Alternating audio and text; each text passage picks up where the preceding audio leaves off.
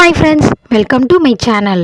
இன்றைக்கி நம்ம பால்வாடி சத்து மாவு வச்சு கேக் தான் செய்ய போகிறோம். ரொம்பவே டேஸ்டியான ஹெல்த்தியான இந்த ரெசிப்பியை வாங்க எப்படி செய்யலான்னு பார்க்கலாம். ஒரு 2 கப் அளவுக்கு நான் சத்து மாவு எடுத்துருக்கிறேன்.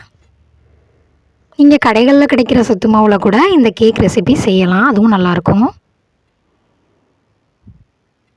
ஒரு 1/2 கப் அளவுக்கு சுகர் எடுத்துருக்கிறேன். ஆல்ரெடி சத்து மாவுலேயே உங்களுக்கு இனிப்பு இருக்கும், அதனால சுகர் கொஞ்சம் பார்த்து சேர்த்துக்கோங்க. இது கூடவே ஒரு 1/4 டீஸ்பூன் அளவுக்கு பேக்கிங் சோடா, கொஞ்சமாக ஒரு பிஞ்ச் அளவுக்கு உப்பு சேர்த்துருக்குறேன். இது எல்லாத்தையும் சேர்த்து நம்ம நல்லா மிக்ஸ் பண்ணி விட்டுக்கலாம். நம்ம சேர்த்த மாவு எல்லாமே மிக்ஸ் ஆகி நல்லா சுகரோடு மிக்ஸ் ஆகணும், அந்தளவுக்கு நம்ம மிக்ஸ் பண்ணி விட்டுக்கலாம்.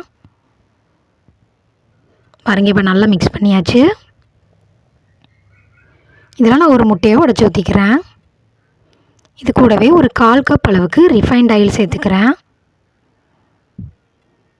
ஒரு 1 கப் அளவுக்கு பால் சேர்த்துருக்குறேன். நான் காய்ச்சி ஆற வச்ச பால் தான் சேர்த்துருக்குறேன். பால் கொஞ்சம் கெட்டியாக இருக்கிற மாதிரி பார்த்துக்கோங்க, தண்ணி எதுவும் சேர்க்க வேண்டாம். இப்போ எல்லாம் சேர்த்துட்டு நல்லா கலந்து விட்டுக்கலாம். நம்ம சேர்த்த முட்டை பால் எல்லாமே நல்லா கலந்து வரணும் மாவோட, அந்த மாதிரி நம்ம நல்லா கலந்து விட்டுக்கலாம். பாருங்கள், இப்போ நல்லா மிக்ஸ் பண்ணியாச்சு. பேட்டர் உங்களுக்கு சூப்பராக ரெடி ஆகிட்டு இந்த பதத்தில் இருந்தால் தான் உங்களுக்கு கரெக்டாக இருக்கும். இப்போ ஒரு கேக் செய்கிற டின் எடுத்து அதில் லைட்டாக ஆயில் அப்ளை பண்ணிவிட்டு மேலே லைட்டாக மைதா மாவு ஸ்ப்ரெட் பண்ணிக்கலாம். உங்கள்கிட்ட இந்த மாதிரி மோல்டு இல்லை அப்படின்னா நீங்கள் டிஃபன் பாக்ஸ் இல்லைனா பவுலில் கூட ஆயில் அப்ளை பண்ணிவிட்டு இந்த மாதிரி மாவை சேர்த்துக்கோங்க. இப்போ நம்ம ரெடி பண்ணி வச்சுருந்த மாவை இந்த கேக் டின்னில் சேர்த்துடலாம்.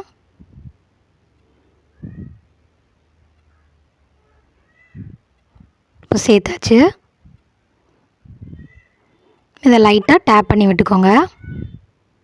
இப்போ கொஞ்சமாக நான் நட்ஸ் கட் பண்ணிக்கிறேன். உங்களுக்கு எந்த நட்ஸ் வேணும்னாலும் நீங்கள் கட் பண்ணி எடுத்துக்கலாம். நீங்கள் நட்ஸுக்கு பதிலாக சாக்கோ சிப்ஸ் சேர்க்கறனாலும் சேர்த்துக்கலாம், அதுவும் நல்லா தான் இருக்கும். இப்போ நம்ம கட் பண்ண நட்ஸை மேலே தூவி விட்டுறலாம்.